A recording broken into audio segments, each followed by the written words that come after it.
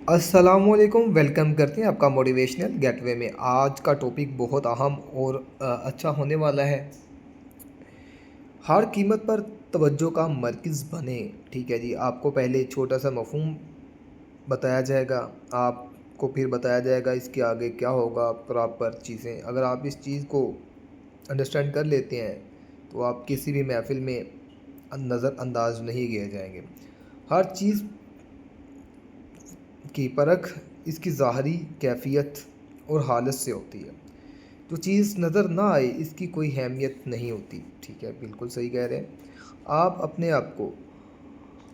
आप को हजूम में खोने मत दें और ना ही गफलत के अंधेरों में गुम होने दें। ठीक है जी, हर कीमत पर दूसरों से मुनफरद और मुमताज़ रहें। आम लोगों से ज़्यादा पुरअसरार नज़र आकर सबकी तवज्जो हासिल करें। ये बिल्कुल ज़रूरी है आज के दौर में। वो क्यों ज़रूरी? इसलिए है कि जैसे आप किसी भी महफ़िल में बैठते हैं तो अगर आप वहाँ पे नुमायाँ नहीं होंगे, ठीक है, या तो आप नज़रअंदाज कर दिए जाएंगे या आपकी बात को कोई तवज्जो नहीं देगा। ये पहली बात ये है। ठीक है, कोशिश किया करें आप किसी भी महफ़िल में बैठें, मेन मरकज़ आप ही होने चाहिए। ठीक है, लोगों से पुरस्रार नज़र आएँ, आपकी बातचीत, आपका बैठने का अंदाज़। बेशक जाने से पहले आप 10-20 मिनट ज़्यादा ले लें, लेकिन किसी भी महफ़िल में जाने से पहले अगर 20 मिनट भी ज़्यादा लगते हैं तो लगाएं, बट आप वहाँ पर नुमायाँ नज़र आएँ।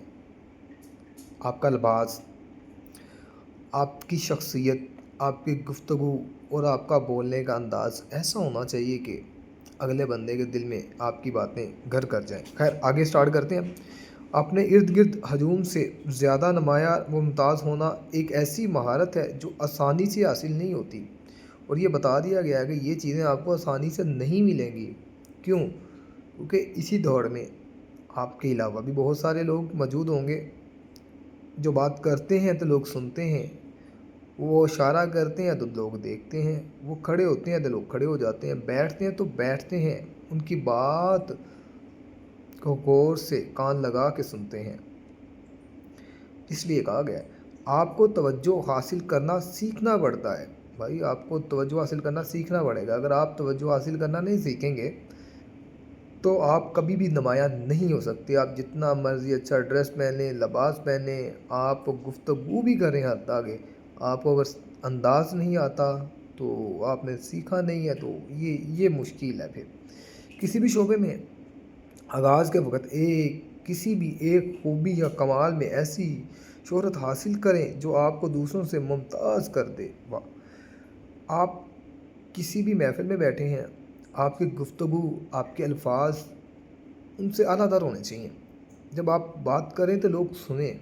ठीक है, आपकी शख्सियत में कुछ ऐसी खूबी होनी चाहिए, चाहे आप किसी भी शोबे में हैं तो आप में वो एक ख़ासियत होनी चाहिए।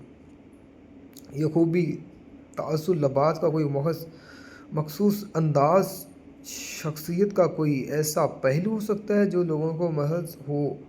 ठीक है जी, और इस अंदाज़ के बारे में गुफ्तगू की जाए।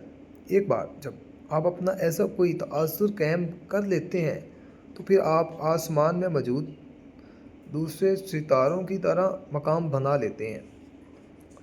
तो बात करने का मकसद ये है कि आप किसी भी जगह पर जाएं, आपकी वाज़ेह होने का एक ही तरीका है कि आप अपनी लिबास, गुफ्तगू, अंदाज़ को बेहतर करें। तो आप आने वाले दिनों में एक अच्छा कमाल हासिल कर पाएंगे, अपनी शख्सियत को बेहतर बना सकेंगे। तो दीजिएगा इजाज़त। मोटिवेशनल को सब्सक्राइब कीजिएगा, वीडियो को लाइक कीजिएगा, अपने दोस्तों से शेयर कीजिएगा। अल्लाह ने के बाद।